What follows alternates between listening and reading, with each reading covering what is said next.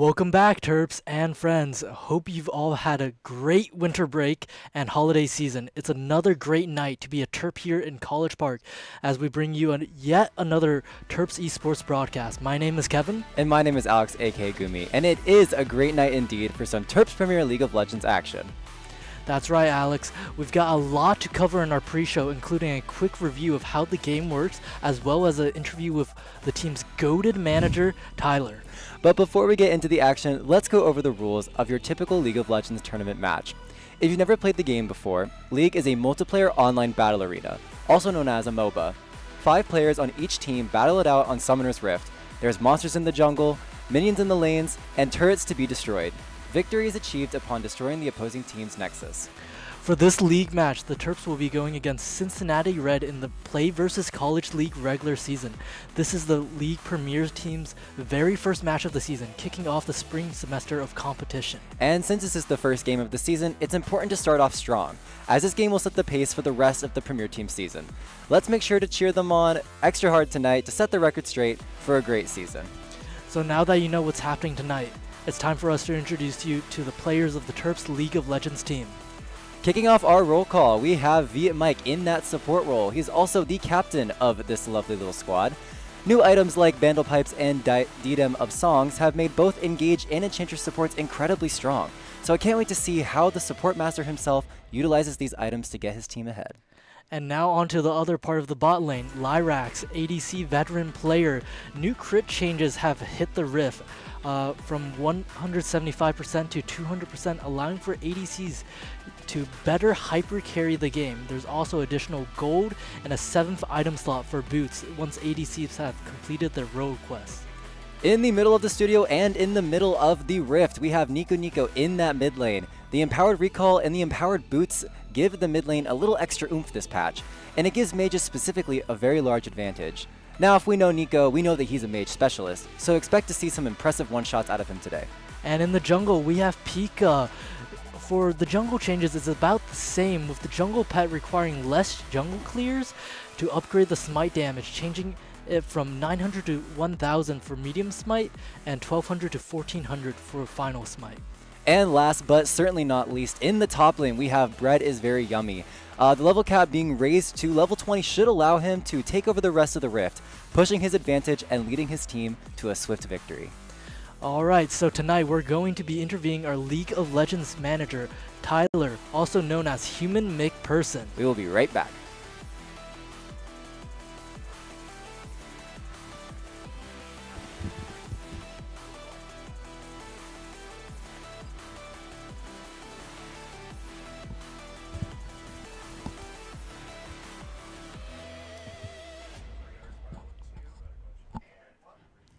So how are we doing tonight?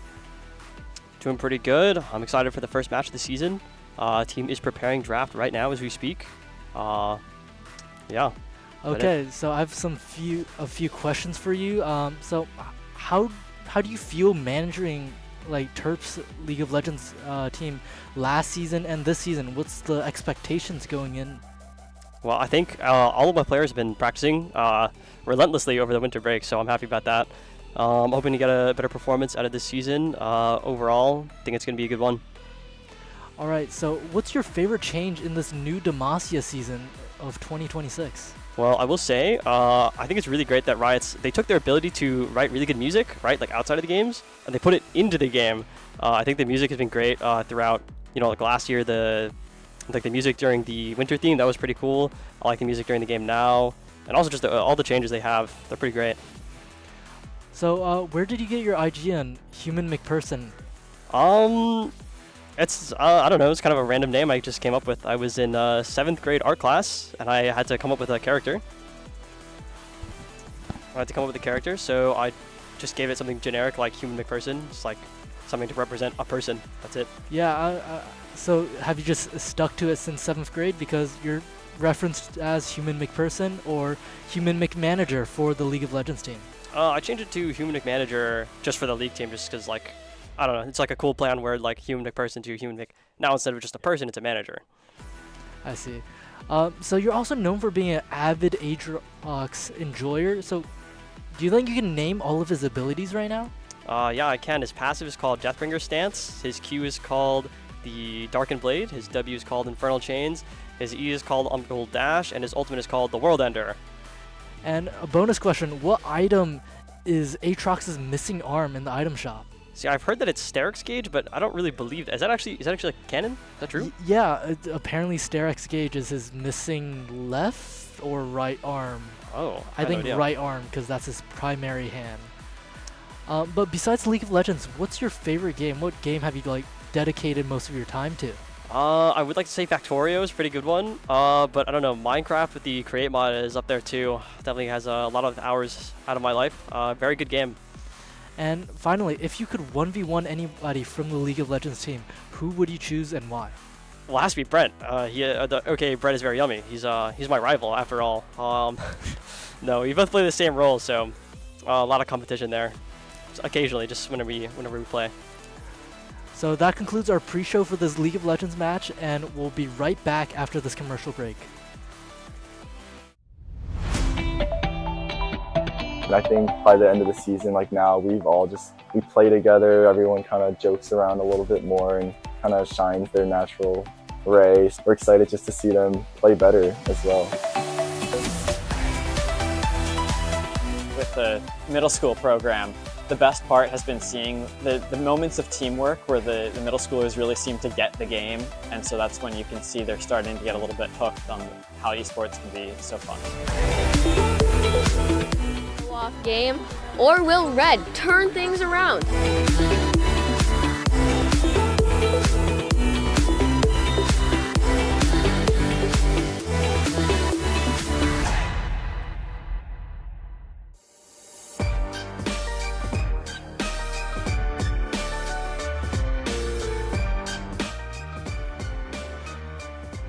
My name is Subin Kim, my in-game name is Carrots, and I'm the controller of this team.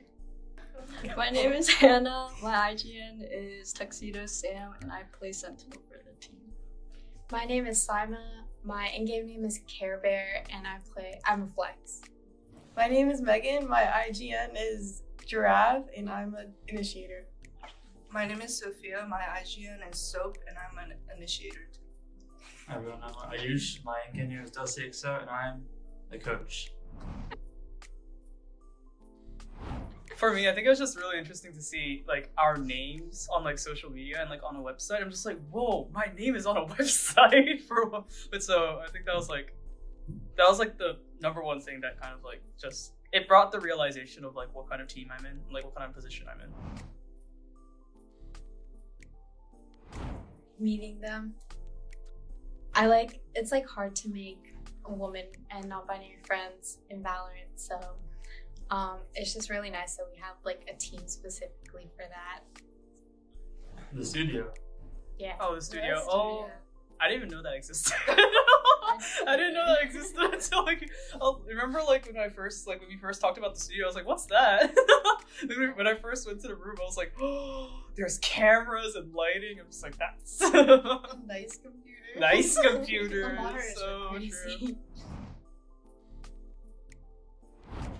Winning. Yeah, winning. Oh, so true. Totally go winning. Getting into that. Yeah, yeah, I feel that like was pretty cool. Hey.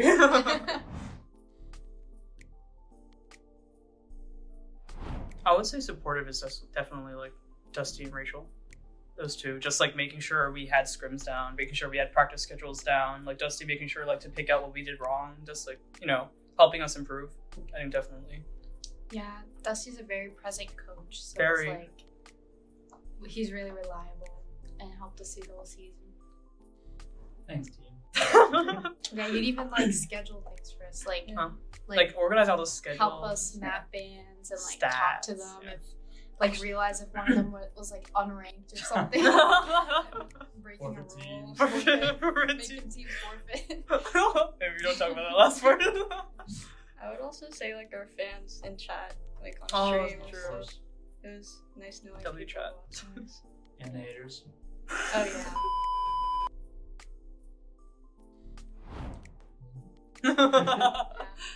Improve in the higher division. Yeah, it is definitely more challenging because we're in a higher division now. But I think we could with our coordination, I definitely think we could. We need to bring home another one of these.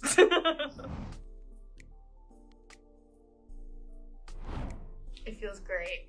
Yeah. You guys know this is the first title that Terps Esports has won. Wait, seriously? And by women. Yeah. Oh, seriously? Oh, First time. cool. I like playing Valorant. Have an excuse to play games. That's true. That's good. For me, I joined because, well, like I've always wanted to be on a women's team, especially like since I got to UMD, and me and Dusty had always like tried to make teams work every semester, and this was the first time it actually did work and stuck, and the people who tried out like were committed. So I guess I've always just wanted to be on a women's team to like connect more to that community. To make friends. So I had that gap, without a team for a while, and then I saw the form, and I was like, I really want to try this. This sounds fun. And then, yeah, I play Valorant too much.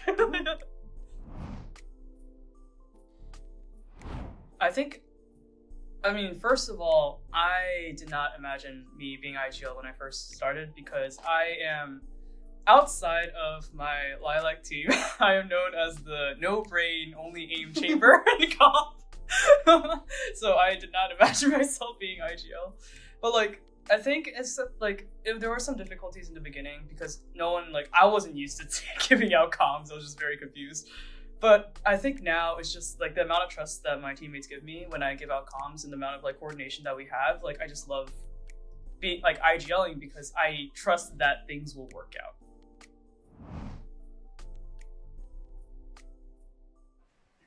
Hello everyone, welcome back. We are now in the booth. Welcome back again to the very first broadcast of the spring 2026 semester. And yeah, kicking it off the right way with some Premier League of Legends. So yeah, I'm really excited to be here tonight. I just got done with a bunch of classes, and now I'm talking about video games. So I'm psyched. I hope you guys are too. Yeah, it's very exciting. It's definitely great to be back on campus after all that snow and my goodness, the icy conditions. I couldn't complain about the week extra off we had, but classes are catching up to me now. Right.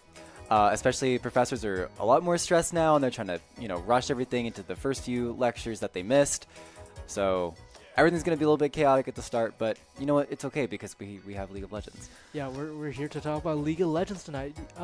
So Alex, do you want to talk about any of the new changes coming in this season? Yes, I would love to talk about the new changes. So which season are we in again? 16? Season 16? I'm going to go with... It is Demacia season. Yeah, Demacia season. The number doesn't matter. Demacia season has brought a lot of new changes to Summoner's Rift. And most importantly, each lane now has this thing called a quest. And you can complete this quest by spending time in your lane and just killing minions. So, if you're bot lane, you spend time in bot lane. Mid lane, spend time in mid lane. Jungle, spend time in the jungle, etc., etc. Now, each of these quests give a special power to the role upon completion. So for top lane, when the top lane completes their quest, they get a free teleport summoner spell, and they can also surpass the level 18 level cap. So now top laners can become level 20. And that's really good because if the game goes on for a long time, you got a level 20 top laner on you, you're probably going to die pretty quickly. Yeah, I've heard a lot of ADC players complain because it's what are you supposed to do when you see a level 20 Camille jump on you? Right. Because you're just cooked. And if you decide to take teleport still as a summoner spell, it actually gives you, a teleport. But I think top lane is definitely the role to look out for, especially in drafts. I feel like it's what, the Terps should be basing their game plan around, because Brett is a very solid player, and with top lane being strong, especially with those crystallites, side laning is just overpowered now, yeah. Alex. It's crazy. If you get a Dr. Mundo on the side lane, and Dr. Mundo on the side lane just keeps pushing, does not care about anything, even a Scion in the side lane. You have to pay attention to it. And then, pushing in the side lane also gives you more experience. So you get that level 20 so much quicker. And yeah, I've heard a lot of broken things about top lane. So hopefully Bread can take advantage of this quest in this upcoming game. Right now, we're in the ban phase of our lovely little draft. Terps Premier on your left on the blue side, and you see Red on your right on the red side. And yeah, what do you think we're seeing in the ban so far? I mean, right now, you see Red, they're banning Swain and Bessa. Swain is, you know, notably a very Bread champ. It's unusual, but he plays it a lot from what I've heard. And from the side of Terps, it seems like they're banning Yasuo Yone. Those are strong mid lane champions, strong AD champions.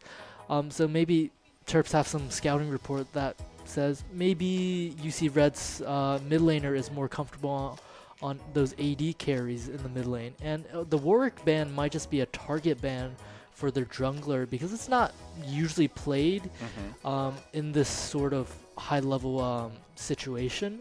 But we'll have to see what they're like first picking. Is it like ADC first pick, or they're just gonna blind top and let, you know, Brett just do his thing? Yeah, Warwick ban is very interesting. It's not a character you see very often in these high level games. And Varus is going to be the first pick on the side of University of Maryland. And man, where do I even start with Varus? If you've been playing the game, you've probably seen this character. The new item, Dusk and Dawn, that a lot of top laners build, is incredibly broken. And it is broken especially on Varus. Yeah, so who knows? Will we be seeing this Varus in the hands of Bread in the top lane?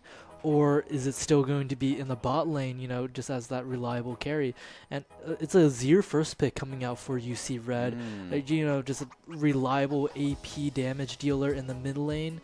It's a very hard champion to pull off with all the, you know, micromanagement of the troops and, you know, the hard ability combos. So we gotta see what UC Red's mid laner is able to pull off. Yeah, and with that new mid lane quest, so mid laners now get an empowered recall that's on, I believe the manager said a 4-minute cooldown when we discussed, and also they get empowered boots. So Azir is going to hit those power spikes a lot earlier. And we're also going to see a Wukong pick from UC Red. Wukong can be flexed top jungle. I really don't know where we're going to see him. Honestly, in my opinion, it's most likely a Wukong jungle at this point. You have your mid jungle, and then you probably pick top lane last for UC Red, and then you just do your bot lane in the final draft phase.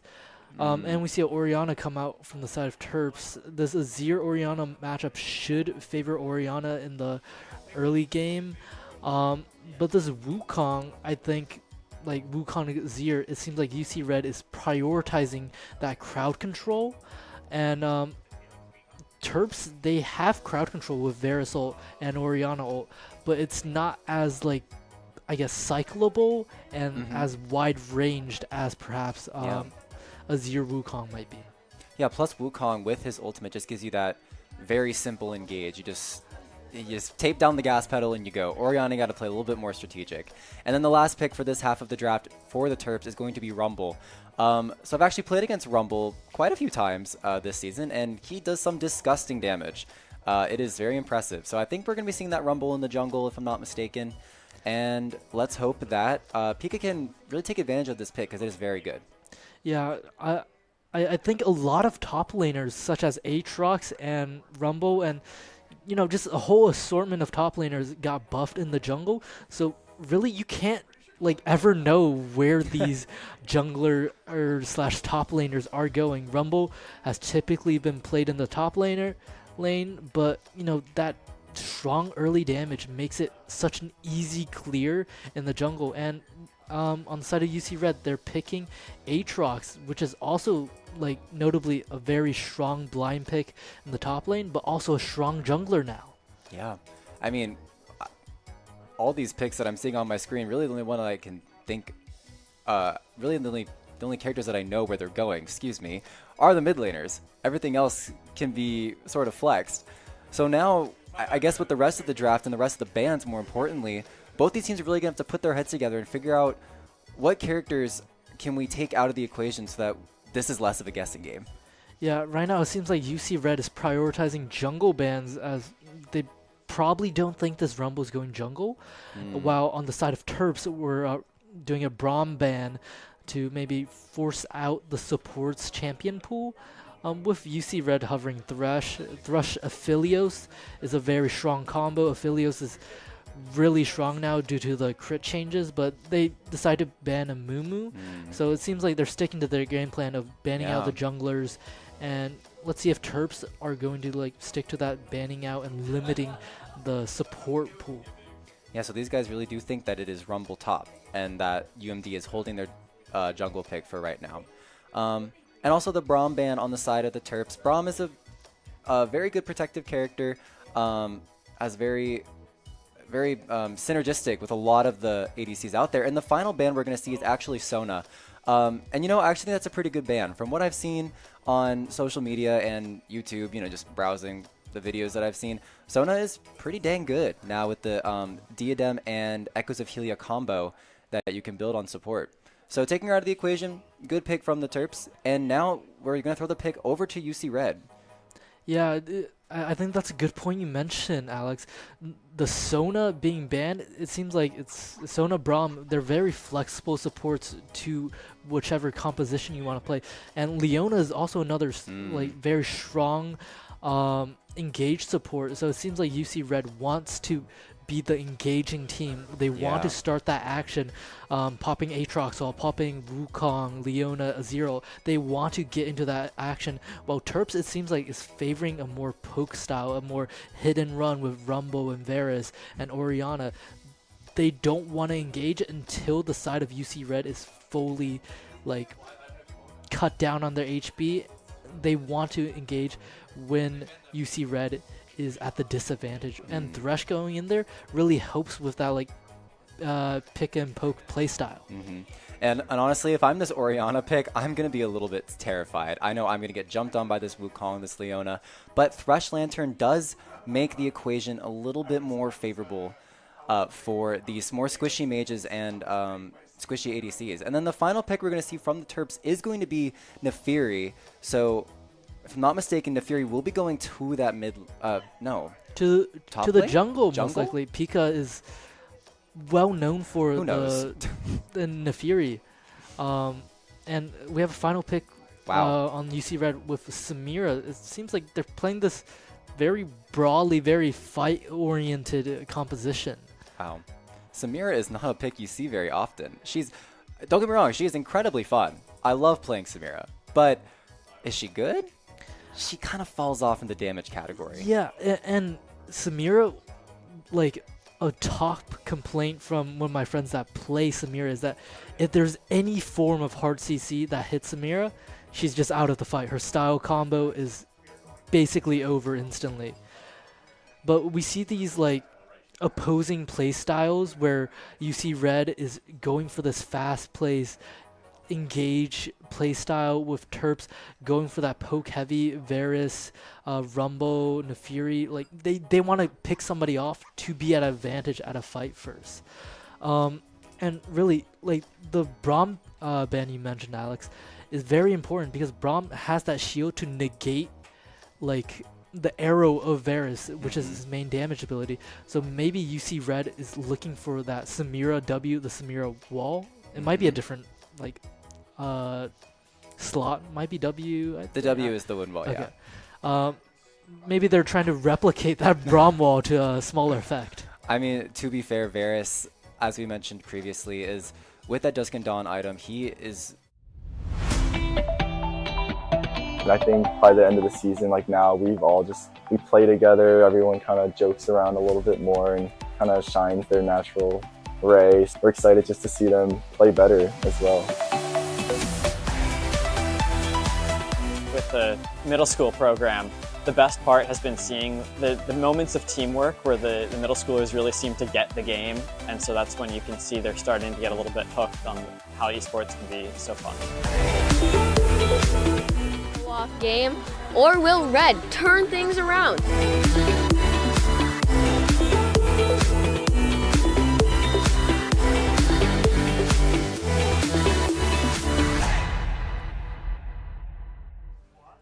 Hello, welcome back. We should be back. Sorry Yeah. about that. We're We're having a bit of a technical difficulty right now. You know, really dusting off the Dust Buddies, coming back into the studio for the first time. We'll be back soon with the League of Legends match coming up, but we got through most of drafts, so shouldn't be. Hi, my name is Teddy Ziolkowski. I am a 2022 graduate at the University of Maryland with a degree of Bachelor's of Landscape Architecture, and right now I am a Terps Rocket League coach.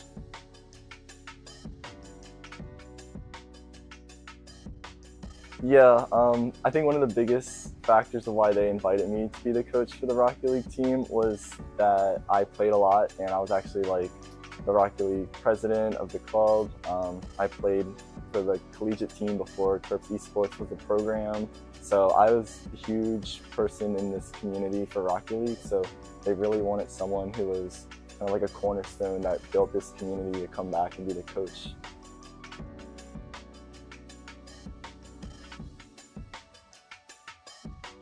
The most important thing about my role would be just getting to know all the different players on the team. Everyone has different lifestyles, they have different play styles, so you really got to just get to know every single person so that you can help kind of connect them all together so they can play well on and off the pitch.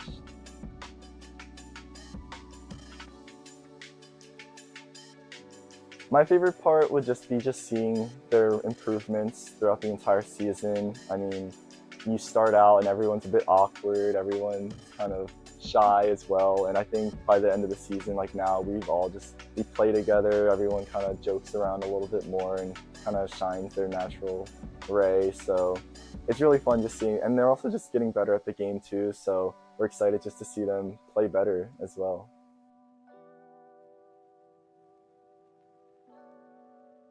I like the program, I like the direction it's going. There's obviously so much more work to do and figuring everything out, but I really like the direction we're going, and I think just the more time that we're working to grow the program, the more we're going to learn how to just be better as a program.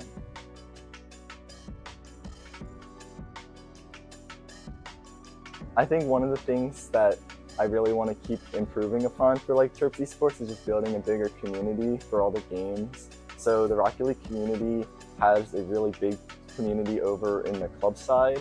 So it was really nice to see more people just like bonding together. People are just, instead of just seeing as like practices as being like a forced mandatory thing, people are like reaching out to each other and like they really want to play proactively with each other, and they're becoming friends as well. So it's not even like a team and we're just teammates and that's it, but it's more like we're staying up till like 2, 3 a.m. playing because we're having fun playing, and that's also helping them get better as well. So it like increases their like chemistry together and like just playing together as well, and they can handle losses better when they're a team and they're friends. So that's like a really good part about just building this community. I think one of the biggest things is just creating like a welcoming space for like beginners, and just like having it just be really welcoming, all skill levels included. So that's something that we can try and do, and just create more diversity in the esports scene, just have more opportunities for other people to come, and maybe they're prodigies at a certain game or something. So when more people are playing the game and just creating more noise, then it's awesome for more people to just keep coming. It's almost like a trend. Welcome back. Our technical difficulties are getting worked out right now, and hopefully we will hop onto the Summoner's Rift quickly. But reiterating on our draft, analysis, it seems like the Terps want to play this, poke and prod play style, and UC Red want to play this hard engage, hard fight style, especially with that Samira. It seems like it's a unusual pick at this level of play. What do you think about that, Alex? I actually am not really sure about the Samira pick. I love watching her get played. We are actually in game right now as we speak. The technical difficulties are still being worked out. We're about to get into game, so please just sit tight. But yeah, that's Samira. Very interesting pick. I just remember when she first came out, she was insane. That was like so long ago. And now to see her being played again, I'm getting flashbacks to that. I'm like, oh my goodness. Yeah, I wonder if the crit changes really have helped her a lot. I mean, ADCs overall do a lot more damage now.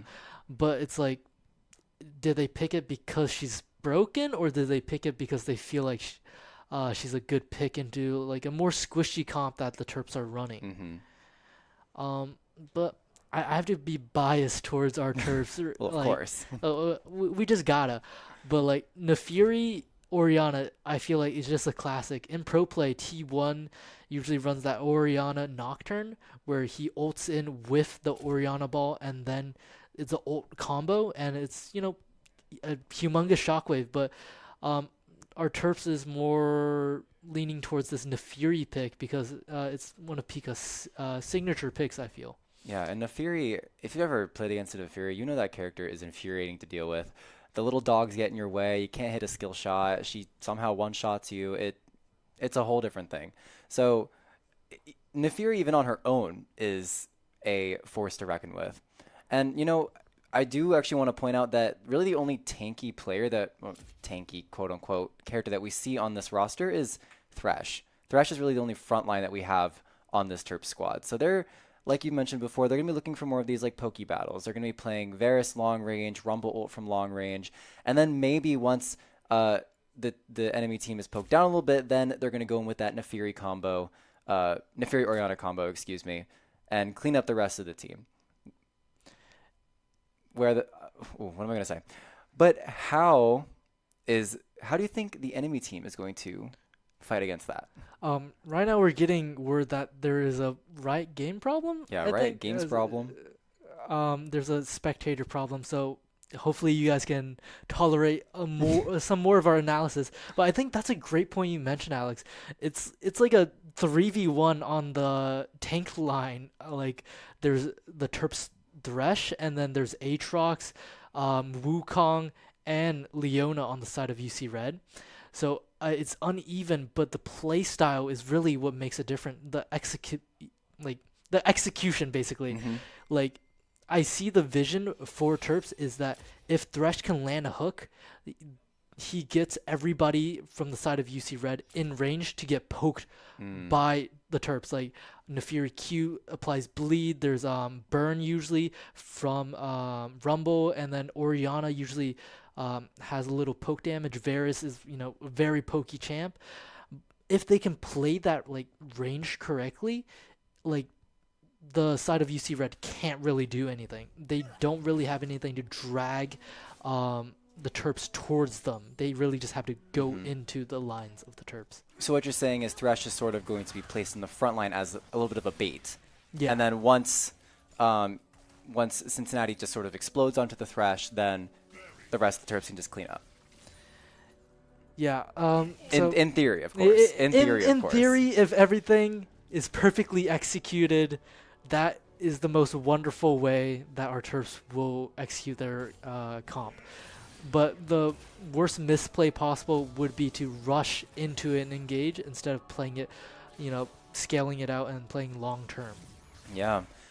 Anyway, we are finally in game. We've made it, but with about, you know, we've made it at minute 2. We're not too far behind. Bot lane sitting at a healthy level 2. That Samir has actually been poked out pretty hard. So Lyrax definitely doing his due diligence, poking down that Samir to make sure she can't engage properly with that level 2. Looking towards other sides of the map, this Rumble Aatrox top lane matchup. I wish we had Taylor here in the booth to tell us how this matchup is. Oh my goodness, Tyler, I'm so sorry. I wish we had Tyler in the booth with us to tell us how this matchup goes. But alas, he's outside and we're in here. So, but Rumble and Aatrox hitting a healthy level 3, just farming up, waiting for their respective junglers to come help them out. Yeah, this Rumble pick I think is a new, you know, trick in Brett's bag, because it's supposed to be a very strong laner early game with that ramp up damage, and it seems like there's an engage happening top lane and a first blood coming out for Brett, and you know he definitely knows how to utilize that new champion in his pool. Bot lane, it seems like Varus, Thresh are just still bullying the Samira. Wow. They're going to have this range advantage in the bot lane, and it's just going to be very uncomfortable for Samira to really just move at all and get any CS in this lane. And mid lane is seems to be favoring Azir at this time, but I think overall the Terps have winning lanes across the map, but we do see a engage and a gank from Wukong mid. A flash comes out from Neko, but he survives. Yeah. Very good game sense there from Neko to know that he can just flash out and survive. First blood has already been given up, but you don't want to be giving up kills early game.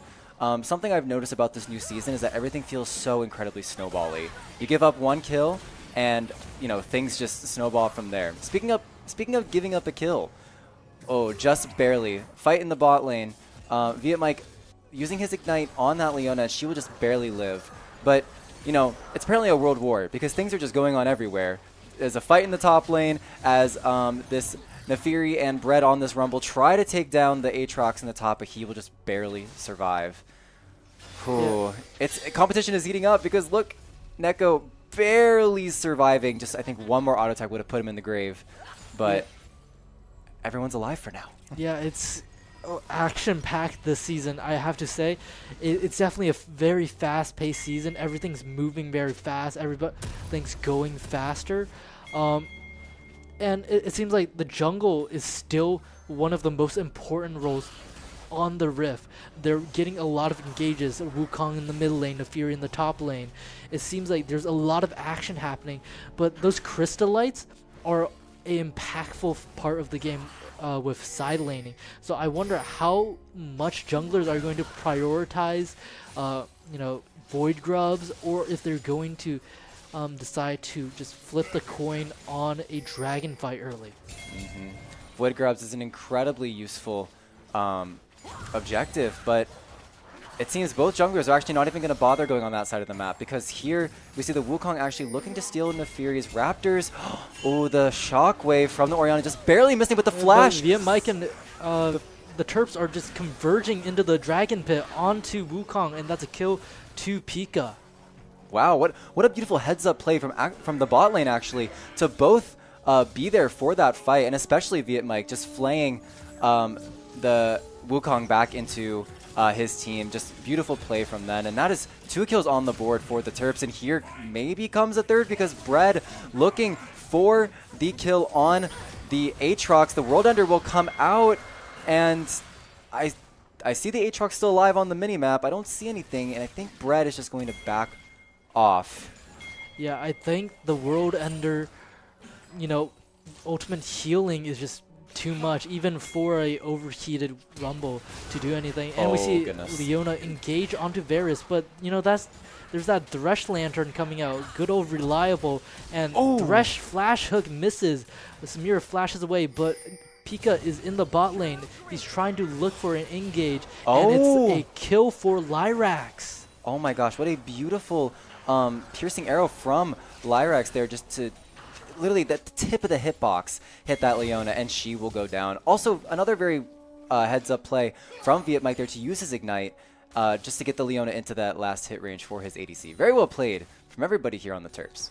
Yeah, right now we see our Terps take a commanding lead in this early game, but you should never get overconfident because things can change in the snap of a second. But it's definitely looking good for the side of the Terps right now. Yeah, definitely looking good for our boys in red. Nothing really occurring right now. We saw some pings in the chat there. I do believe the Terps are going to set their sights onto those Void Grubs, as you mentioned earlier, during their first spawn. And the Void Grubs are, really important. As you mentioned, turrets take so much more damage this season than previous. And, actually, maybe not, because Wukong is going to be bot, and Vietmike is going to get jumped on by 3 people, and he is going to fall. Just unfortunate there. Maybe a warding issue, not seeing the enemy team walk into his jungler's jungle. Yeah, I think Vietmike was trying to secure a ward on that Raptors for Pika, but unfortunately the play was read by the Cincinnati team, and they were able to, just prepare and jump onto him in the middle of his own jungle. But right now, looking towards the top lane, this is really going to settle for who gets scrubs. We see Bread really, push forward this lane, and the Fury is just going to be solo on the grubs. It's not a hard objective to take, but you just have to be careful of enemy laners converging onto that void pit. But definitely, it's a fight in the top lane, and it's always so close between these two top laners. Oh my goodness, Flash Ignite from Brad being committed, and the Flash from Kidney on the Aatrox. And blue team will secure the Void Grubs, but Nefiri jumping over the wall is going to actually meet a friend. Hello, the Wukong from the red side jungle coming in, and he's doing so much damage, and one final Q will take down Nefiri. But he did have to commit the Flash in order to get that kill. Yeah, Pika was just one level down because he was doing the Void Grubs, but honestly, I'll take that deal. I think that's a trade you're going to take almost any day of the week. And right now, it just seems like absolute dominance as VM Mike is landing hook after hook in the bot lane. Yeah. Overall, the map structure is just standing strong. Yeah, this Leona Samira is just being poked relentlessly. And I mean, like you said, that is literally the point of this comp, right? Lyrex on that Varus. Varus loves to poke. He has the Arcane Comet just to poke. And so it's really hard for Leona to look for an engage when she's constantly on 1 HP. Yeah, and another heads up, like a pointer in the top lane. Brett decided to take Ignite and opted, here's another hook from via Mike, but back to Brett, he took Ignite instead of Teleport, opting for the free teleport, the free 7-minute teleport, because he's looking forward to try and win lane most likely. And it seems like first turret is about to go over to the side of Terps. Yeah, the Void Grubs plus the built-in demolish damage that now gets dealt to turrets. Blue team is going to take the first turret at 10 minutes, and now this frees up the bot lane to just kind of go explore the map. Yeah, right now they still have to stay in their lane due to the role quest, but I feel like as soon as those role quests finish for mid and bot lane, it's going to be an instant swap and just allow for that like duo of the bot lane to have more mobility across the map.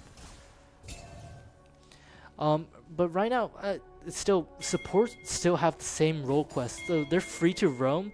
As you know, VM Mike seems to be setting up more wards for the second Drake fight.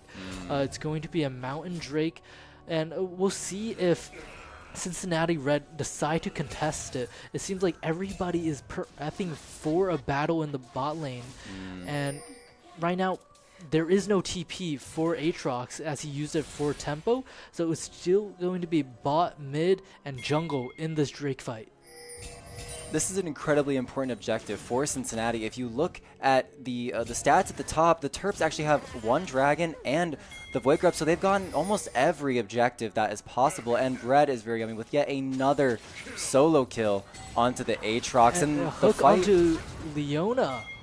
The flash will come out. She's going to try to walk away with the W damage, but the dash from the Nefiri walking onto her, and I think, yeah, the Leona is going to get taken down before the Drake fight. That is crucial for the Terps.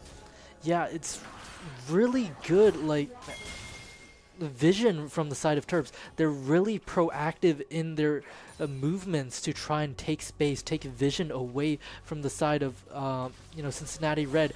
Landing 1 hook is basically a death sentence for the side of Cincinnati Red. They may be tanky, but it's like when you're a support, you don't have that gold influx to get all of those tank items. It is so hard for Leona to, late game, sure, when she's gotten a bunch of assist gold and, maybe farm some minions herself, she's incredibly tanky. But right now in this mid game, it's a bit of an awkward stage for her. And now she's, what do League players say? Do they say they're kind of homeless? Is that a phrase that rings a bell? Yeah, she's a wanderer, I guess. Yeah, sure. We'll go with that. A nomad, if you will. A nomad. But it seems like Brett is just taking such a demanding lead in this top lane. Oh my gosh, 2 levels down this Aatrox. Yeah, and like once if you're like level 20 versus level 18, that's going to be a huge difference in the late game. And it seems like it's a dive is trying to happen in the mid lane with the junglers hovering. A bot lane of the Terps is just, you know, looking for that proactive movement as they took that early turret. And it seems like everybody's just trying to hop onto Wukong. Oriana comes out and it's just a free kill for Nefiri. I feel like the I don't even know how to describe it, but I feel like I'm like seeing candy through a shop window. I'm like, look, there's the combo. There's the combo. I saw it. And then again, this poor Aatrox just getting jumped on by the rest of the team. I gotta say, this Thresh is beautiful, Alex. Like, death sentence after death sentence is being landed by Viet Mike, and you know, Pika on that Nefiri is just following up with that Hound's Pursuit, I believe. And I think they're just working so synergistically. They're working together. Together as power of friendship is going crazy right now. And I gotta say, looking through all the items, we see the bando pipes from Leona, but it's just such a strong like item lead. But Wukong is starting to engage in the, you know, bot river. Wow, Viet Mike is just not even bothered about this Wukong. He's actually just going to take it to the face, hook the Samira, and like you said, CC on Samira means instant death, and she will go down. A double kill for Bread, who has teleported in from the top lane. Our very first team fight, and Bread using his flash to get onto the Aatrox, or sorry, the Azir, but the Azir will just, Samir will shuffle away. And, you know, that's still 2 great kills that the Terps will take. Yeah, Alex, you said this game was snowbally, and it is very much snowballing the way we want it to. Our Terps is just, like, they're in such a commanding lead that Viet Mike has that confidence to just walk up, and Lyrax has that confidence to just 1v1 the top laner, but he might be overzealous as Wukong follows up. He pops Ghost, but it's not a good chase. A master of spacing, but it's a 3-on-1, but he does have help from his teammates nearby. Yeah, Lyrax committing the Ghost there to get himself out of that sticky situation. Maybe, like you said, a bit of an overstep there, but you know what? He lives, and that's the important part for now. I do have to mention, Neka Nanchan has a bounty on his name, being 0, and 5, the assist man himself. And you know, Bread is just having a very comfortable lane. Like, left in isolation, he wins with ease, and the Rift Herald is going to the side of the Terps once more. Another hook from Viet Mike. This the bot lane putting so much pressure on this mid lane turret. The enemy bot lane just can't keep up. And I like the way you put this earlier. It's not so much of a team conk thing as it is an execution thing. I think Leona Samira has an incredible potential, especially early game, to be very good. They just got shut down by how Viet Mike and Lyrax just constantly put pressure and poked them into submission. It just seems like the tides are in the way of the Terps, and a stun comes out on Azir, or he misses his combo for that Emperor's Divide.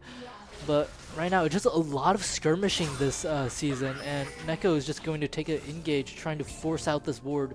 Those Fade Lights are very important for vision control this season, and a second turret goes down. Oh my goodness. The Equalizer ultimate from the Rumble into the Hound's Pursuit from the Nefiri just absolutely destroys the Samira, and the Azir falls by proxy. Beautiful plays from the Terps, and this looks like the Cincinnati squad is just lost. Yeah, it seems like Bread knew going into this game, I'm gonna take Ignite, the Aatrox and Whale on my turret, but we're gonna win everywhere else. It doesn't matter if the turret loses a few plates. We're just so far ahead. He has the leisure to just walk through the top river, and then, you know, just casually go back to farming his lane. It's like really no biggie for him. He's killing him on accident. He didn't even mean to stop his recall. Even though the World Ender from the Aatrox comes out, I do think Bread is going to try to commit to this kill. The overheat and the ignite from Bread is very yummy, and it is yet another solo kill. This guy is 6-0 right now.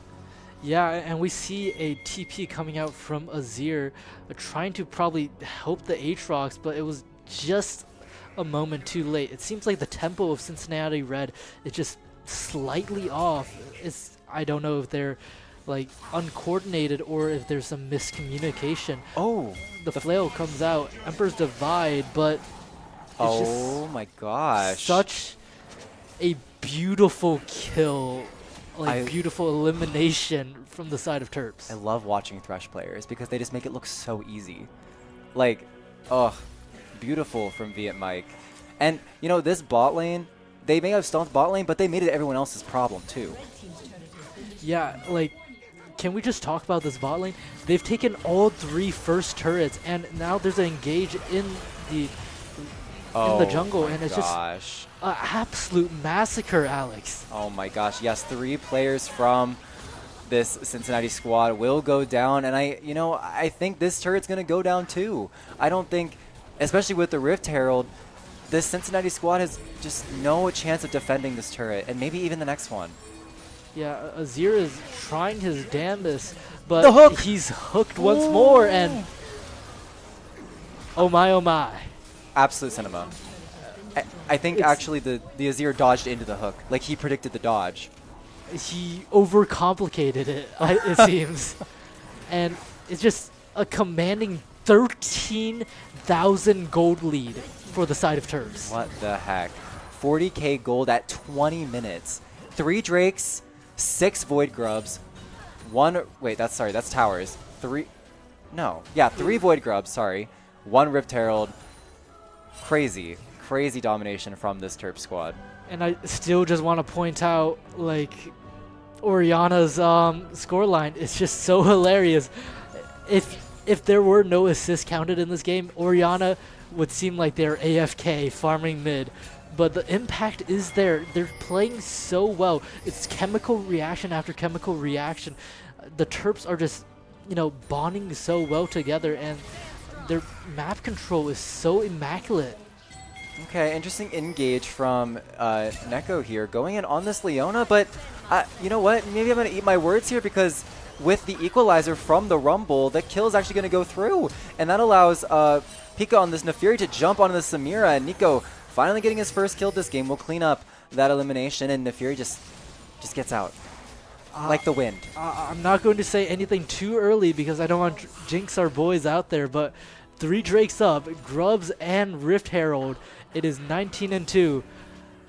I don't have to write it out, but I think we all know a certain phrase with FF and 15. But it is looking promising, especially with Baron going to the side of Terps. It seems like it's not going to be any contest with the Cincinnati Red bot lane being late. They're just going to have to forfeit this Baron. And this is the issue with Samira that I feel just, I don't know, when I see Samira or when I have a Samira on my team, I feel like this happens so often. When she falls behind hard, and it is difficult for her to get back into the game. She only has a collector, whereas Lyrics, I believe, has 2 items. Just crazy. And then the Terps are just putting even more pressure on them, not even letting the Cincinnati team breathe, as Viet Mike is landing hook after hook and looking for these engages because they know they can win. Yeah, they have pedal to the metal. They're not easing off of that gas pedal, and they're trying to secure this 4th Drake for Soul if they want to play it safe. But right now, the Terps could very easily just walk mid and just run into the base of Cincinnati Red. They're so far ahead in each and every role that it really doesn't matter. They're like basically 1 item up in each role. It's absolutely crazy because it's going to be almost a perfect game. If you discount the kills, Alex, no turrets have fallen on the side of the Terps. Yeah, you're right. Like, Cincinnati just has no offensive pressure, and with this Baron, the Terps can just afford to, and another amazing hook. The Chain of Corruption follows up. Yeah, just cut me right off via Mike, why don't you? And Bread flashing under the turret, but the Zhonya's will keep him alive for now. It's a massive fight, looking to take down an end. Cincinnati once and for all, and the Shockwave finds 2! And the Terp squad just walks forward. The only person left standing is that Wukong in the jungle, and you can see it in all chat. They're saying GG. You know it's GG, I know it's GG. With Baron, I don't think this Wukong has any chance of defense. And Mike just is walking up to everybody, just hitting them square in the face with the hook. I think he has a 90% hit chance like this whole game. And talk about a statement game to start off the season with. Like you said, if you want to start the season off with, you know, a statement, with a strong start, this is how you do it. 24-2, 20k gold lead, Alex. There's not much better you can do to start the season off. That was just so beautiful. I mean, the Terps knew their win condition and they went after it. Oh man, like where do I even start? Like, they all just played so well. I can't even pinpoint one person that, you know, carried. There really was no carry. It was like, you know, they all got their own advantages and then just like came together to create this like death ball, so to speak. I mean, if I had to vote for a MVP or like a game MVP, it has to go to Mike. Yes. He was landing hook after hook, not even just on the Leona, even though Leona was the primary victim of like a quadruple homicide. It seems like on Aatrox, on Azir, everybody was Samira a victim of the death sentence. Yes, crazy work from Mike. And you know, someone posted this to YouTube with a clickbait title like this is how you support carry in season 16. Geez, season 16, because that was just a crazy performance from him. Although, you know, we do have to give credit to, you know, his teammates, Neko on that Orianna, really holding it down for the squad in the mid lane. And then, of course, Brad with his multiple solo kills on that Aatrox in the top lane. Yeah, and the consistent, reliable players, Pika and Lyrax, they held it down. They kept their gameplay consistent. And, you know, everything followed through. Lyrax with his Qs, those, like, arrow just following through, hitting their mark. And it seems like Pika was in every single lane. Gosh, he was just, like, Hound's Pursuit, back to back to back. And everybody, like, Azir and Samira and Leona, those were just victims of, like, Mama Dog. Something I loved about Pika's Nefiri and just his jungle play overall was that, I mean, we pointed it out multiple times. Cincinnati didn't get a single objective. Every single Drake, every single Void Grab, every single Rift Herald went to the Terps. Every single turret went to the Terps. The Terps didn't even lose a single one. And, you know, that just really goes to show how much impact that Pika had in this match. You know, some junglers, they ignore objectives. They think that objectives aren't, you know, they don't help win the game, but Pika just knows. Yeah, it seems like the mindset of the Terps is in the right place. Their goals, their objectives, like their game plan is just set straight. They're all on the same line. There seems to be no discourse in the comms. They're just rolling through this game with ease. They're getting carried along by the breeze, and it's like a lazy river for them, basically. It really is like Euphoria, watching the Shockwave, Nefiri Pursuit combos work.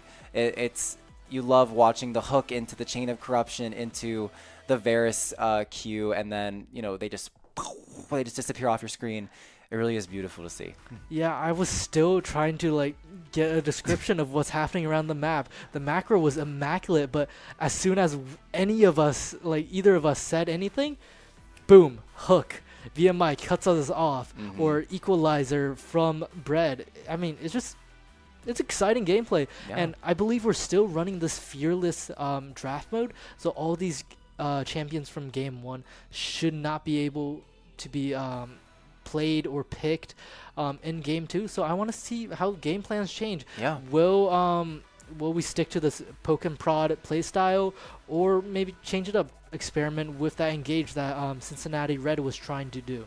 I mean, the way Mike was playing, he was the engage support. So, and I guess that is one of the upsides of playing Thresh. You can sort of act as this peel kind of front line, but you can also, you know, if you hit your hooks, you can also provide that engage support for your team.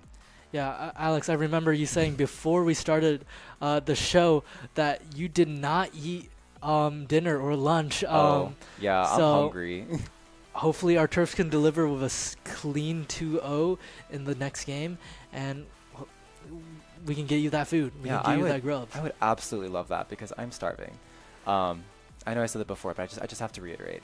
I think we're going to cut to a quick commercial break while we wait for the next the next draft phase to get set up. But don't go anywhere. We got at least one or maybe two games left. So yeah, sit tight. We will be right back.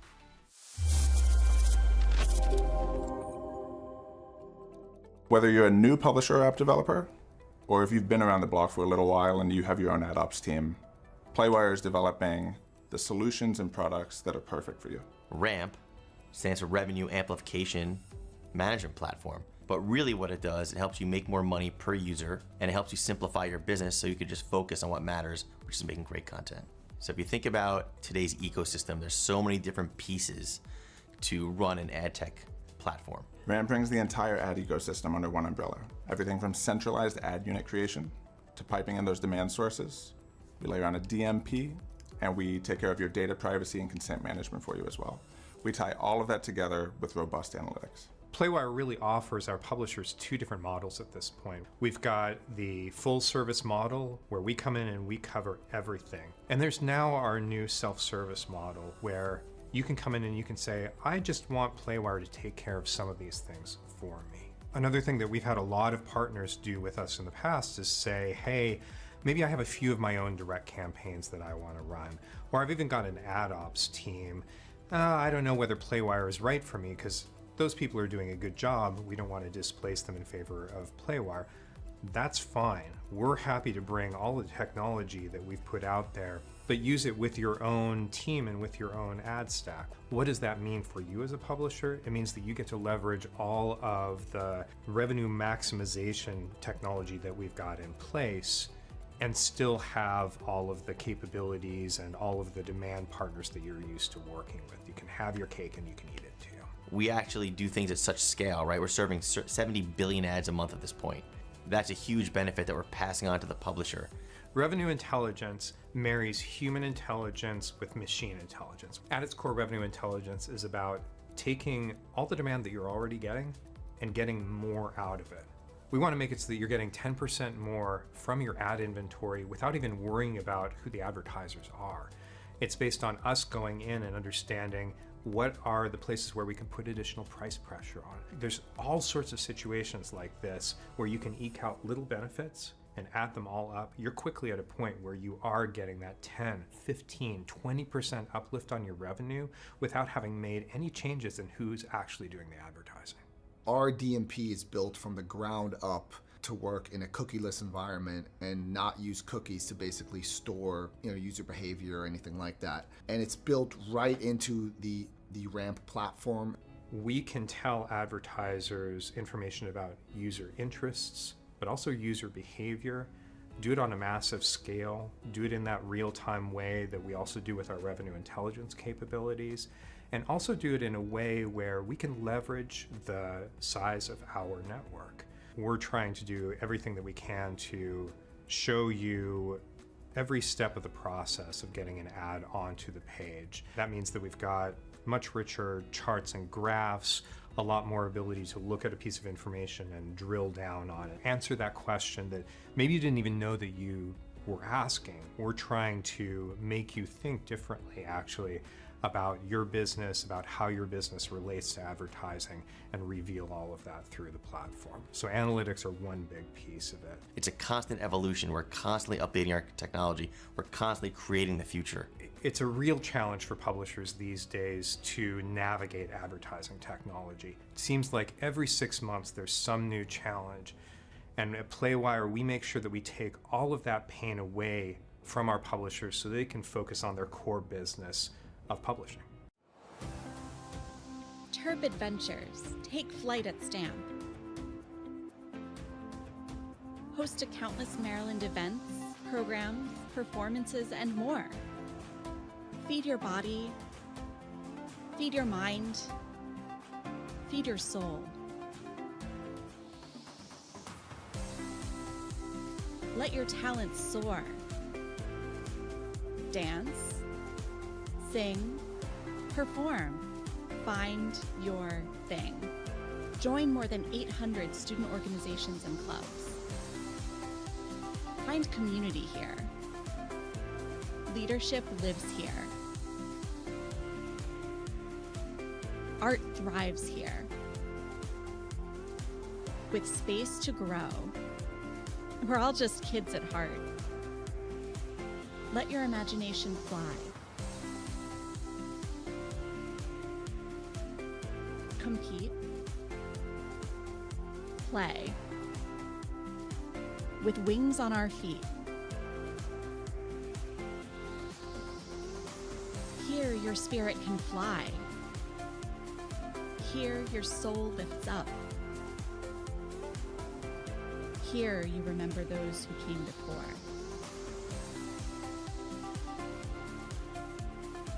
This is STAM. This is the Center for Campus Life, where Terp adventures take flight. You belong here. Come fly with us.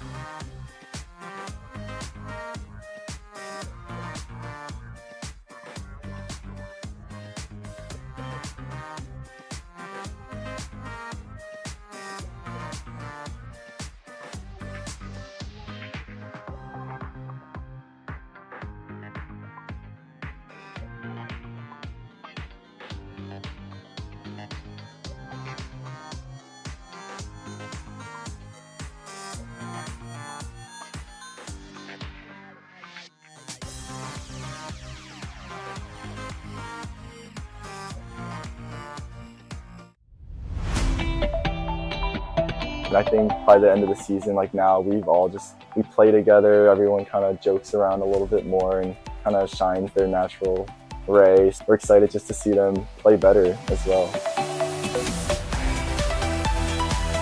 With the middle school program, the best part has been seeing the moments of teamwork where the middle schoolers really seem to get the game, and so that's when you can see they're starting to get a little bit hooked on how esports can be so fun.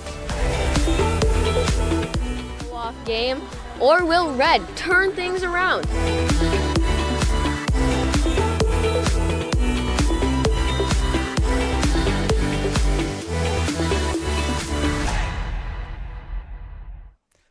Hello everyone, welcome back to our second match of the night. We are just actually going to go straight into draft, and well, everything's right there in front of us. So let's talk a little bit about it. Again, Terps Premier on your blue side and UC Red on your red side. So what are we seeing here, Kevin? I'm seeing some interesting picks on both sides. Yeah, I think Terps Premier, they're definitely changing up their playstyle. They have a more mobile playstyle. They're not going for this poke heavy, but it's going to be a hyper carry in the bot lane, Jinx Lulu.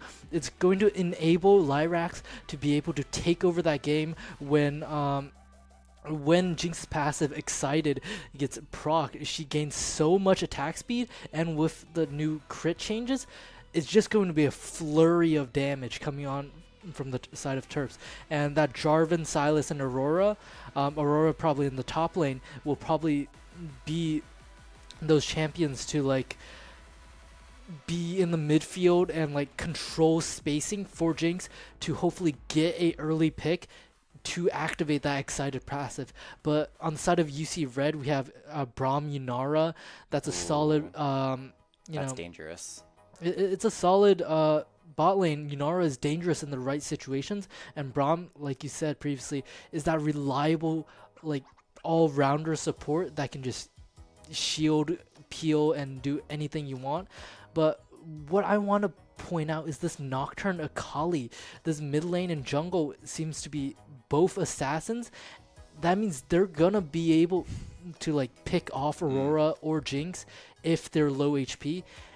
It looks like they're looking for this like hard engage once more, and Renekton's there just to be a midfielder. He has like some stun, but it seems like Terps have more crowd control on their side. Yeah, I really did just...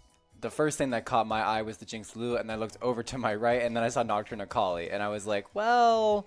so it's really going to be up to Vietmike on that Lulu to sort of keep his Jinx alive, and then it's also going to be up to the rest of his team to sort of control the Yunara and the Braum so that the Jinx can really just get all of her damage off before she goes down. Yeah, and the Sylas on side for Neko is okay. I wouldn't say it's like the best. He's a strong champion, but right now, Sylas, I feel like, doesn't have the best ults to work with. Sure, he has the Brahmo, Nocturne, or Kali ult if he needs that movement, but I think realistically, like, what is Transcendence, the Yunara ult, going to do for Sylas? Like, yeah, you get empowered, and then what is Renekton ult supposed to be? You turn big, and then you become tankier. So I think it's a bit of a ultimate drought for Sylas, besides the Braum like glacial impact ultimate. So I would like to see how like Neko approaches this game. Yeah, honestly, I think the best thing that he can do is probably steal a Kali ult, and really just go in on that Yunara, or maybe even just use it as a way to escape a sticky situation. But I'm actually not privy to this information, but do you know how long the Sylas ult cooldown is? Like how before you can steal the person's ultimate again? I believe the Sylas ult cooldown for like stealing the same ultimate is it's dependent on the level of the ultimate, but it's around like, honestly, I think 2 to 3 minutes.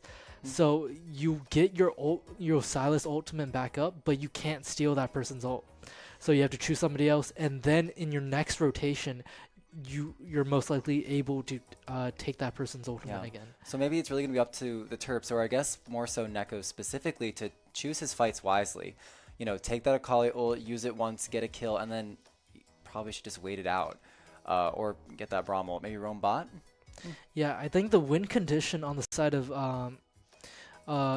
Cincinnati Red is that if they can get Akali and Nocturne to have a clean and strong engage on Jinx, they just win the fight. All the damage is cut off from the side of Terps, but if the Terps are able to protect Jinx, if the spacing's correct, where you're not out of the fight completely, but you're not a threat to get dived on, and you're able to trade 1-for-1 like a Jarvan for Nocturne and get that excited passive up, the Terps are in a perfect position to just wipe out the rest of a Cincinnati squad. Yeah, I do think that this match is going to mostly be looking at these ADCs. Like you mentioned earlier, the new ADC changes with the oh my goodness, what are they called again? Like oh my goodness, the quests. I'm sorry. The role quest. Yeah, the role quest. With ADCs can have 7 item slots now, with one of them being boots, so they just get 6 items worth of damage. And then on top of that, we saw last game, this game's snowbally as heck, and also gold just kind of comes from everywhere, I feel. Yeah. So this Jinx is definitely going to be rolling in money. However, it's going to be up to them to sort of stuff that Yanara and those assassins so that she actually has a chance to use that gold. Yeah, and speaking of like matchups, I think if we look in the top lane, Renekton and Aurora's a ranged top laner, mage, solid poke, and you know the autos really chip down. But this Renekton is strong sustain. He's tanky. He's not like a tank, but he's like bruiser tanky, right? So really, like, if there's a misstep by Bread on Aurora, then you know Renekton can basically just cook Aurora up, like wrap it for dinner. Oh, delicious, lovely. I'm hungry again. But yeah, the Terps do have to play careful. Even if Renekton gets on Jinx, he might be able to one-shot her. Yeah, and Nocturne, Jarvan, who are you favoring in this matchup, Alex? I do like Jarvan a little bit more just because of his versatility. I think he... what am I even talking about? No, I like Jarvan more because I think he can do more engages more often, if that makes sense. His ultimate, I believe, is on a shorter cooldown. His EQ gives him a way to get in and a way to get out, whereas Nocturne, if you use your Q and you get your speed boost and you walk in, and if you use your spell shield, you don't really have an escape. So I do think Jarvan is favored here, but I want to hear your thoughts. Yeah, I think, me personally, gotta be biased towards our Terps, but of course, also Jarvan, like you said, has a more consistent engage. I feel the knockup with the EQ, with the R, with the ultimate just going in, it's a more consistent engage. But Nocturne, it's really dependent on the jungler's pathing as we hop into the Summoner's Rift. If the Nocturne's pathing is off, his fear doesn't really pop, and there is no crowd control. He does have that slow from his scary aura, but scary aura. Imagine. Yeah, sometimes it just doesn't land as you want. And thankfully, this game we do not have technical difficulties. Crossing my fingers, right, knocking on wood. Knock on some wood. To not jinx. Jinx. Oh. Arcane reference. And hopefully we have another good match. I'm looking for another, good match. I wouldn't complain about Snowball, but I want to see some good League of Legends. Braum just sitting in bush. They're going to get some poke off. But we do see Jarvan starting in his red buff bot side, and Nocturne is favoriting for his red buff in the top side. So they're going to be clearing camps in opposite directions. So it seems they have different priorities. Maybe Nocturne is going to go for a 3 clear into mid gank, or 2 clear into top gank. If Aurora doesn't level W, it's going to be hard to escape. And Jarvan's probably going to look for a full clear, it seems. And it seems like both sides are looking for full clear. Nothing like unusual, but it seems like our bot lane is still dominating. Yes, I mean, just right off the bat, the Lyrex and Viet Mike they know what they want to do, and what they want to do is they just want to shove that wave into turret. And I mean, the Yunard is already half HP. She can barely get an auto attack in edgewise without Viet Mike auto attacking her, and taking her health down even more. So great plays from this bot lane, and yeah, it's the same thing happened last game, and they were literally running at them by the end of the game. So maybe we'll see the same thing again. Yeah, and it seems like we see the after image of Lyrax for one moment. Oh, we're blessed. We are blessed. There's an engage on Nocturne. Flash comes out. First blood for Akali. Down goes Pika on Jarvan. Wow, what a combo from the Akali. I mean, the E and the Q and the electrocute, just so much damage. But she will get traded out. However, Viet Mike looking for the kill on the Nocturne. Going to find it. And Lyrax is not going to get punished, not one bit. Yeah, they just really don't have that engage, and Yunara seems to be unconfident in walking towards a lone Jinx. But that was just a really smart play by Lyrax, invading the jungle, predicting the path of Nocturne to go in and be able to finish a low health jungler. And, a heal has to come out from Viet Mike. The shield is blocking all of Jinx's damage, but it is just a straight up brawl in the bot lane. Yunara 1 HP. One more auto attack. And look who's back. Look who's back. The Nocturne. Oh, perhaps wanting some revenge, but Viet Mike is going to flash away. Both of his summoner spells used to escape that scenario, but he will live another day. Yeah, I think it's a smart play. If that fear, like Poto fear, reached him, he would have been slowed and definitely probably would not be here to tell the tale. Yeah. Viet Mike, he fought the Nightmare, and then the Nightmare came back, but he's a survivor. Oh, and look, Nocturne is once again going bot lane. You can see it on the minimap, and here's the fight. Viet Mike, no flash. Use the W, and the shield. Root comes through. Yunara W catches. But it's going to be a double kill for Lyrax. The perfect Jinx traps, and now the Yunara can't get out because the one more auto Flash? attack. No, it's a triple kill for Lyrax. Oh, and he doesn't even have to use his flash. I thought he was just gonna flash and sacrifice, but he knows that range, and up on CS, up on kills, this Jinx after base is going to be so powerful, Alex. Oh my goodness. And looking at the other lanes, it's even in the mid lane, but top lane is taking a strong stance. Aurora versus Renekton. Aurora is just doing very well in this matchup. That's just exactly what you want to see if you're a Jinx player, or really any ADC player. A triple kill by minute 5. Minute 4, barely even. It just, oh my goodness. And now she has the BF sword, 2 daggers. Oh, she is set.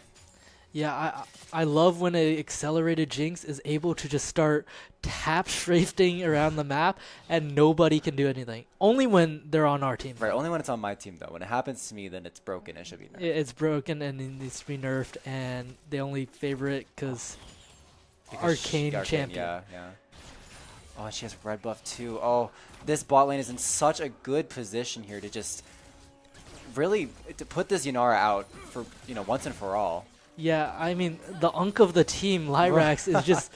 He hasn't lost a touch in his game. They're taking damage from the poke of the tower, and Bread has to force out his Between the Worlds to escape that engage from Renekton.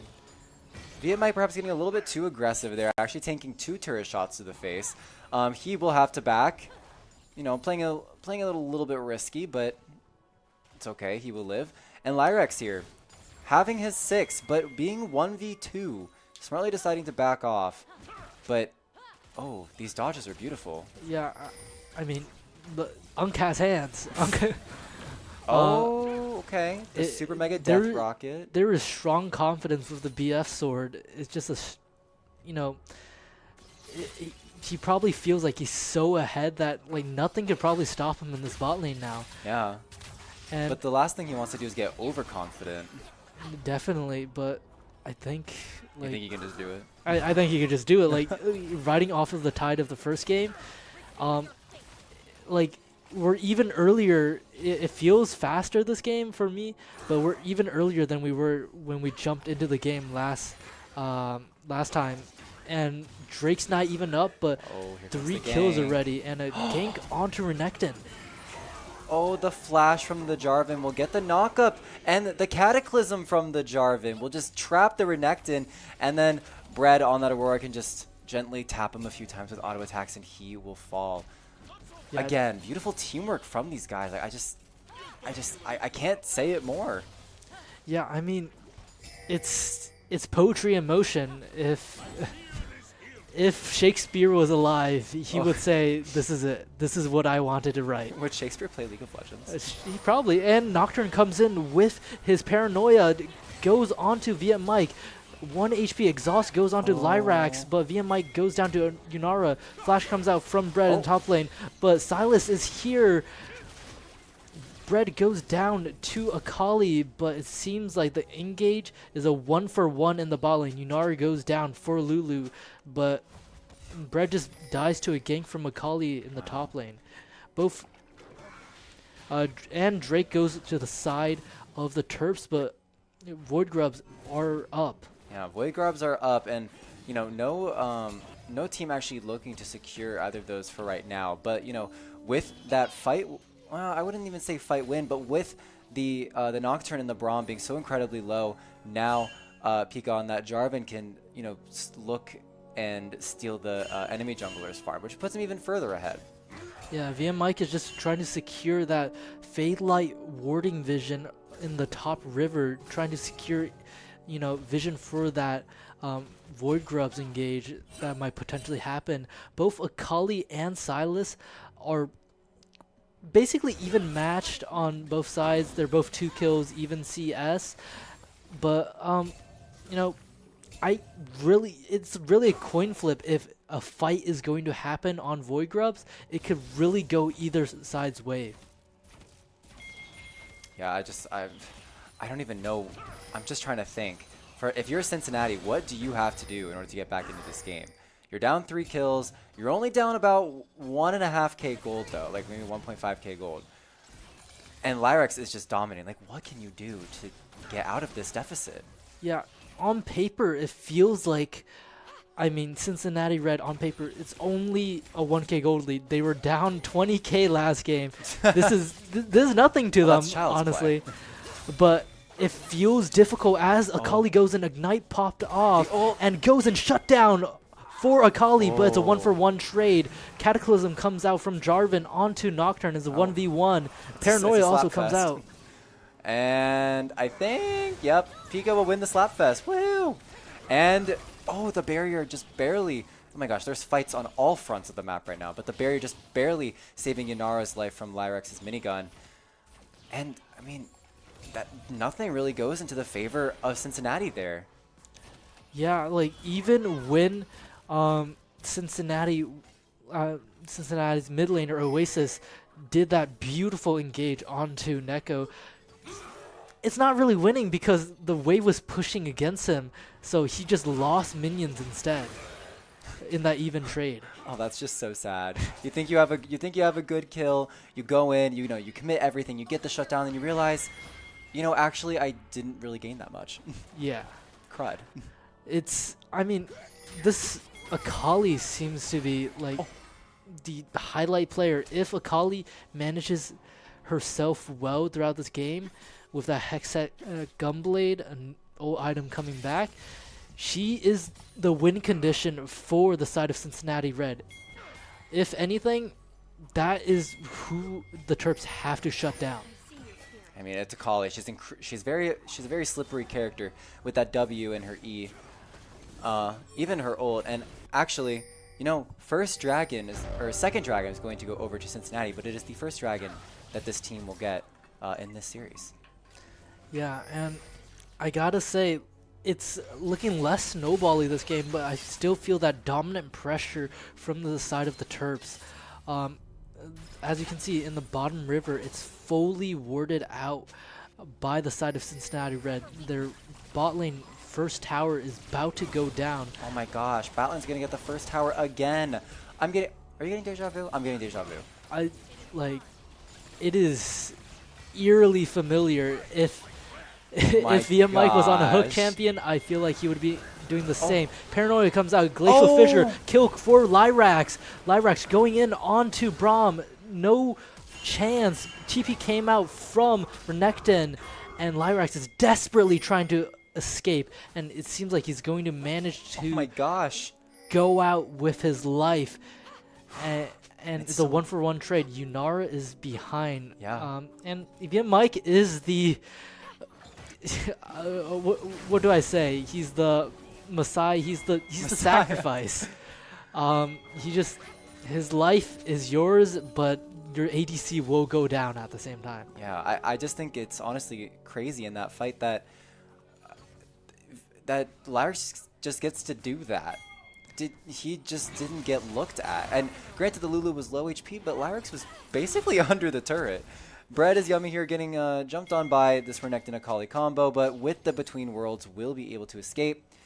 And now we're just back at this, this neutral fight. Everything's calmed down, and the turret in bot lane is about to fall.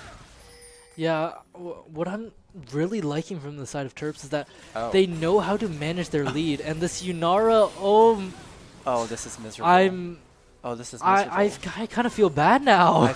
I actually feel terrible. First Samira and now on Yunara. You would think this would be a more even matchup, but Unk has got some young spirit in him, and I hope Lyrax doesn't get mad over my comments. It's all glaze, but they are looking like they're in prime form. Silas with the Glacial Fissure, but doesn't catch Akali. I mean, I just love how Terps know how to manage their lead and not, like, even though they're confident, they're like stepping up where they maybe shouldn't always. They're maintaining their lead and not like getting overconfident. Yeah, these guys are playing so incredibly well. I've yet to see an instance where the Terps get a lead and then they throw it. So let me knock on wood real quick because it might happen, but Don't want to caster curse on Right. day one, but I mean everything we've been saying seems to be coming to fruition. So maybe it's a caster's blessing. True. Well, it's like a the way you think about it, you just have to shift it. It's a give and take. Right, exactly. But right now, I mean, it looks like it's going to be another perfect turret game for the side of Oh my Terps. gosh, Right now, I yes. want to see Lyrax just, play safe basically. But Cataclysm comes out, flash from Nocturne to escape. This Nocturne has had such a difficult time just going anywhere, and Super Mega Death Rock is going to put him below half HP. The Between Worlds, Bread looking for the Braum, not going to find much, but it's okay because this pressure is going to allow the Terps to get the mid turret. Yeah, like you said, Alex, I'm getting deja vu. They worked their way from bot turret to mid, and top tower is gone this time. So that's nice. so much They're taking so many plates. Akali's walking up polymorph. Paranoia comes out. Wild Growth. It's just ults Oh my after ult. gosh. Double kill for Silas, and Jinx is excited. Triple kill for Neko. Yunara goes down to Lyrax again, and it is an ace for the side of Terps. Double kill for Lyrax. It's a massacre. ADC diff. ADC diff. I don't even know what to say. It just looked like they just crumbled apart like a house of cards. I have not watched that show, but this is what I imagine. What the hell? Yeah, I'm a little speechless, What the to be hell? honest. Actually, something I do want to point out that I saw that I really loved. I gotta hand it to Viet Mike. This guy's Lulu is insane. He polymorphed the Akali engage. He got engaged on by the Nocturne. He didn't ult himself. He ulted Lyrax, so he didn't have that resource to survive, and yet still ended up living and just killing him. Like what the heck? That was beautiful. Yeah, I think it was just like we're having some broadcast fixes right now, but just speaking on that, as they get the dragon, I think it's just so great to see that death ball happening, like you mentioned, Yeah. Alex. It's like Akali tried to walk up, engage onto Lyrax, but as soon as she went in, as soon as Paranoia went up, she was polymorphed. Wild Growth went up on Lyrax. It's really selfless gameplay from VM Mike. Yeah, and this is the value of the Lulu pick. I wish that I could have seen whether or not the Lulu pick was picked before or after the Nocturne, because I feel like Lulu's just rendering him absolutely useless. It's like, oof, I don't know. Like, but the problem is, like, when you're playing against a Lulu, it's like, do you go for her or do you go for her ADC, like the person she's trying to protect? It's like you don't really know which way to go. Yeah, definitely. And I think I've noticed something. The engages from the side of Cincinnati Red, they haven't been able to, like, I feel like they're not cohesive enough.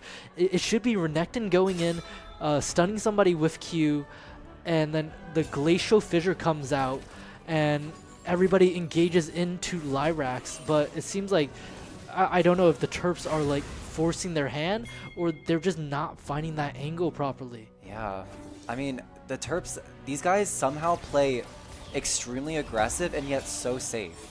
Like, I don't know how else to put it except for that. It's like the same thing. It's like both of it in one, because they're playing so aggressive in this bot lane, and they're all 5 walking up to this mid turret, and yet they come out on top anyway, even though they get engaged on. Yeah, I think a phrase that I like to go back to is just methodical madness. When the Terps are playing well, they know how to control the madness of the game. And once again, they're overloading top with Rift Herald. I am getting incredible deja vu, Alex. Yeah, I'm just back in the first game already. And Lyrax was having a little bit of fun drifting that, and man. Akali just goes down between the worlds. And honestly, it's just absolute domination. Renekton's having fun at the bot lane as his team absolutely explodes apart. But there is no minions right now. That is the only fault to this game plan. But it seems like as Renekton comes back, the Terps are just they're roaming free. Yeah, they're just getting free gold, free turrets, free CS, free. It's free. But here comes the engage from Kidney on that Renekton, looking for Pika on the Jarvan, but with the paranoia from Neko, actually. Yeah, Neko's paranoia. The engage will actually fall short. But Akali's back up, hits the E on that, on the Aurora, decides smartly not to go in, because I do feel she would have just gotten blown up. Yeah, right now it seems like Cincinnati are just bleeding, and they're just getting pushed back inch by inch. The trench warfare is really like showing out right now on the side of Terps. They're navigating this motion, and it seems like the Cincinnati wants to go in with the paranoia. Oh my gosh, but you go in with the paranoia and you go right back out because you're dead. Out comes the Wild Growth onto Lyrax. He's able to flash out from the engage, but the Akali's going to follow him. The shield from VM Mike just barely isn't able to save him, and the 1,000 gold shutdown goes over to Oasis on the Akali. VM Mike and Neko getting chased by this enemy team, but Neko jumps onto the Inara, takes her out, and perfect execution from that Akali right back. Uses the perfect execution from that Akali to escape. And let's check out the deaths. 2 to 3. Yeah. Terps still come out on top. I mean, I like looking at it from a surface level. It seems like Cincinnati Red won that engage, but in the back of my mind, I kind of just forgot Nocturne had to die for that engage to make it even.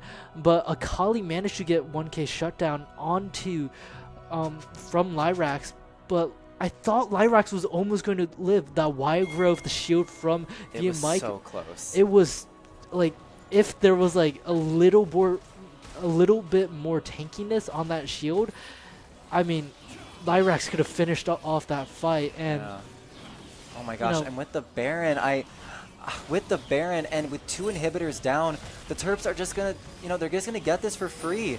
The Cincinnati is too concerned with the Dragon and with their own base to even consider checking the Baron pit. Yeah, Alex, I do want to say, good news. Cincinnati Red have 1 Dragon and hopefully 2 coming up, and they're only at a 10k gold deficit as Between the World gets popped by Aurora. Oh my gosh. Okay, so Cincinnati is going to get the Dragon, and I actually do think the Akali is just kidding. Okay, man, she's dashed like 5 times already. Can she? And down goes Oasis on the Akali. Very valiant effort to survive, but this is a game of give and take, right? And you get the Dragon, but you give your life. Yeah, it seems like the bot lane of like Cincinnati Red were struggling with the minions, honestly, until Nocturne returned, and I'm getting incredible deja vu because is this not exactly how the first game ended? Jarvan is just lower HP than the Fury was last game. And that much is true. With their star player out, Cincinnati Red has no Akali, and they're slowly just going to bleed apart. I think the Terps are looking for the end here, but Akali does come up at this moment. The Jinx is going to get excited though off the kill, and both turrets are down. Out comes the Paranoia. Lyrex looking for the peel from his team. Wild Growth and the Crucible will go out onto him. He's got a 3k thus far. Will this be a pentakill? Oh, just barely. Oh, and Braum has left early. And, I mean, like, yeah, that's it. That was like a 24-minute game. The dining hall is still open if you run. Yeah, I actually do have 20 minutes to get to the dining hall if I would like to go eat. But, before I do go do that, let's talk about that last game because, I mean, how do you even come back from that? Like, what? Yeah, I think it's such excellent gameplay from the side of, the Terps. They were so coordinated in how they managed their micro and macro, and it seems like bot lane just really had direction for how they wanted to pressure the game. It seems like they just knew what they were doing in lane, and like we were saying, it's like deja vu. It was a mirror from the first game where they took bot tower, where they took mid tower, they got Rift Herald, they took top tier 2, and it was like they have a formula, Alex, and it's just like I know so well crafted that it's like hard to break. Yeah, and I think there's something to be said about having a staple sorry, not stable. Well, actually, yeah, staple and stable bot lane that is just going to perform. Like that they're just going to push the enemy bot lane out of commission rather, and it's just, man, that Yanara just she just wasn't even in the game. Yeah, I mean, like you said, Alex, this is a statement, and thank you to our lovely broadcast team as the TriCaster goes out for a little bit.